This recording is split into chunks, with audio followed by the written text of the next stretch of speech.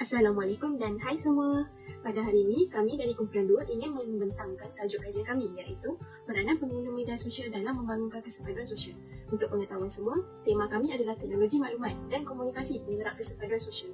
Sebelum itu, saya ingin memperkenalkan diri. Nama saya adalah Farah Syazwani dan ini merupakan ahli kumpulan 2. Terdiri pada Muhammad Aiman Syamil, Muhammad Akil, Nur Aina Amira, Siti Fatimah Najwa, Muhammad Hafizam, Amira Afrika, Nur Najiha, Nur Hadira dan Nur Fazil Farhana.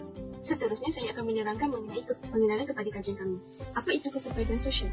Kesepaduan sosial bermaksud proses yang membina dan mengekalkan perasaan kekitaan atau sense of belonging dalam masyarakat dan perasaan yang meletakkan diri seseorang dalam sesuatu komuniti. Menurut Jensen 1998 pula, kesepaduan sosial digunakan untuk menggambarkan proses-proses yang bukan sahaja melibatkan negara atau negeri, tetapi rasa komitmen atau tanggungjawab untuk hidup bersama dengan harmoni. Masyarakat juga dapat membentuk kesepahaman, keharmonian dan kesepaduan sosial antara satu sama lain melalui media sosial walaupun mungkin latar belakang berbeza.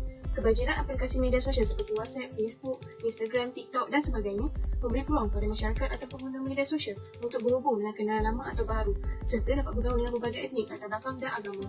Terdapat 3 objektif kajian kami. Yang pertama, mewujudkan nilai kesepakatan dan keharmonian antara kaum walaupun berinteraksi di alam maya. Yang kedua, melahirkan sifat warga negara yang bertanggungjawab dalam menyampaikan ilmu yang sahih dan tepat. Yang ketiga, membentuk warga negara yang bertanggungjawab dalam menjaga sensitiviti agama lain ketika menggunakan media sosial. Seterusnya ialah penyataan masalah. Terdapat 3 isu utama yang dikaji dalam kajian ini. Pertama adalah isu masalah budaya merendahkan kemampuan orang lain secara penghinaan di media sosial. Hal ini berlaku bila terdapat isu seorang guru dihina kerana kesalahan sebutan perkataan dalam bahasa Inggeris. Penularan berlaku akibat seorang penyampai yang tidak bertanggungjawab telah memuat naik satu video berdurasi pendek ke laman aplikasi TikTok yang bertujuan untuk menjatuhkan imej guru tersebut kerana kesalahan sebutan perkataan dalam bahasa Inggeris. Seterusnya ialah isu menyampaikan berita atau maklumat yang tidak tahu kesahihannya tanpa usul periksa.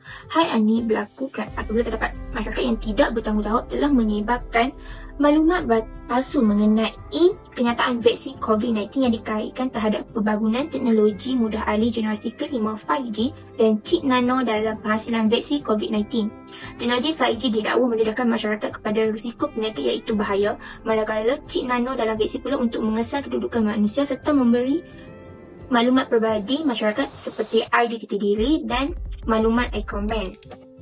Seterusnya ialah isu menghormati dan menjaga sekteri kaum budaya agama lain. Hal ini berlaku apabila terdapat pada musim perayaan Cina tahun ini, terdapat seorang artis tanah air telah mengeluarkan kenyataan di laman media sosial dengan menyatakan kemarahannya tentang bunyi bising letupan bunga api di kawasan rumahnya pada lewat malam ketika sambutan perayaan Tahun Baru Cina ini. Rata-rata masyarakat menyokong kenyataan artis ini dan terdapat juga setengah menyatakan itu perkara biasa bagi setiap sambutan musim perayaan di negara ini. Hal ini telah menimbulkan konflik perbalahan antara kaum. Seterusnya adalah kepentingan kajian. Terdapat 3 kepentingan kajian melalui kajian ini. Yang pertama ialah kepentingan kajian kepada pengguna ini dapat mewujudkan kesepaduan dan keharmonian pengguna yang pelbagai kaum dan bangsa melalui jaringan media sosial. Seterusnya ialah kepentingan kajian kepada pengguna ini dapat dijadikan panduan kepada masyarakat untuk membuat keputusan yang bijak terlebih dahulu terhadap kesahihan maklumat yang diterima. Akhir sekali ialah kepentingan kajian kepada pengguna ini dapat memupuk masyarakat yang menghormati antara satu sama lain. Kesepaduan ditarifkan oleh beberapa tarifan seperti keadaan bersepadu. Perihal bersepadu menjadi kesatuan yang utuh mengikut Kamus Dewan edisi keempat. Manakala, menurut Samsul Amri Baharudin 2012 dan Rus Fazilah Abdul Rahman 2017 mengatakan sebagai sebuah fenomena sosial yang dipacu secara mendalam terhadap perpaduan.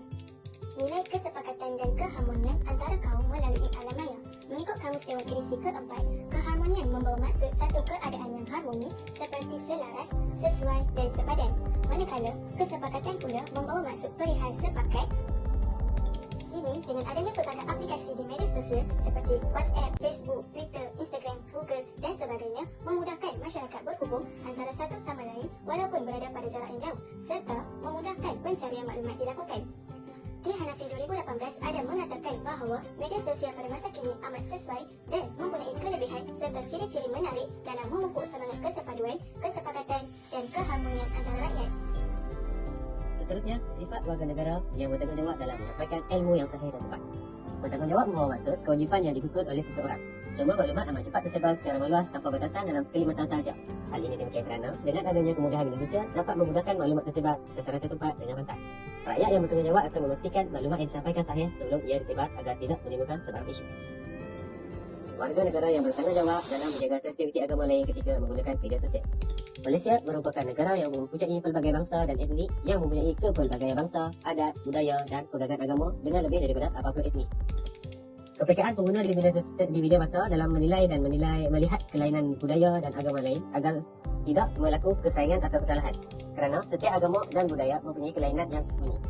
Reka bentuk kajian ini adalah kajian kuantitatif yang mempunyai soal sidik, Google Form sebanyak 21 soalan dan Google Form akan diedarkan melalui aplikasi WhatsApp. Kajian kuantitatif adalah berdasarkan kajian perpustakaan, jurnal, majalah dan juga surat khabar. Populasi dan persampilan metodologi kajian ini adalah berdasarkan warga negara Malaysia yang berumur daripada 18 tahun hingga 50 tahun. Kajian ini melibatkan 59 responden yang terdiri daripada kaum lelaki dan juga kaum wanita. Kajian ini melibatkan kaum di negara Malaysia iaitu bangsa Melayu, Cina, India dan sebagainya. Analisis kajian ini adalah memperolehi dapatan data daripada soal sidik, kekerapan dan juga peratusan diserapkan ke dalam catapai organisasi metodologi. Seterusnya adalah dapatan kajian. Seramai 59 responden yang telah mengisi borang soal solidik yang diedarkan melalui Google Form.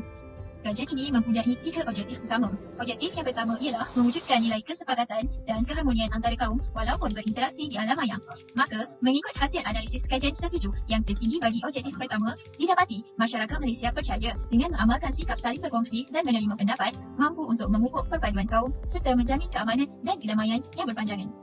Seperti dilihat pada cartapai, didapati responden telah mengisi Wang sangat setuju dan setuju yang paling ramai iaitu bersamaan 23 dan 24 responden. Seterusnya adalah objektif yang kedua, iaitu melahirkan sifat warga negara yang bertanggungjawab dalam menyampaikan ilmu yang sahih dan tepat. Maka, mengikut hasil analisis kajian setuju yang tertinggi bagi objektif 2, didapati masyarakat Malaysia sedar dengan menyebarkan maklumat tidak sahih akan memberikan impak yang negatif, bukan sahaja kepada individu, malahan kepada komuniti yang lain. Selain itu juga, ia mampu untuk menggugat kesejahteraan yang sedang kita capai kini. Seperti yang dilihat di cartapai, responden yang paling ramai telah menandakan setuju dan sangat setuju pada soalan yang diberikan. Dan yang terakhir ialah objektif yang ketiga, iaitu membentuk warga negara yang bertanggungjawab dalam menjaga sensitiviti agama lain ketika menggunakan media sosial. Maka, mengikut hasil analisis kajian setuju yang tertinggi bagi objektif 3, didapati masyarakat Malaysia adalah jenis yang tidak mudah percaya akan unsur negatif maupun unsur luar yang bertujuan untuk merosakkan hasil kesejahteraan yang dikecapi oleh rakyat berbilang kaum kini. Maka, ini terbukti dengan melihat cartapai yang didapati responden telah mengisi ruang sangat setuju dan setuju yang tertinggi pada soalan yang diberikan. Seterusnya adalah kesimpulan. Kesimpulan untuk kajian ini adalah penggunaan bahasa yang berhikmah akan mencerminkan identiti seseorang individu agar dapat mewujudkan nilai kesepakatan dan keharmonian antara kaum.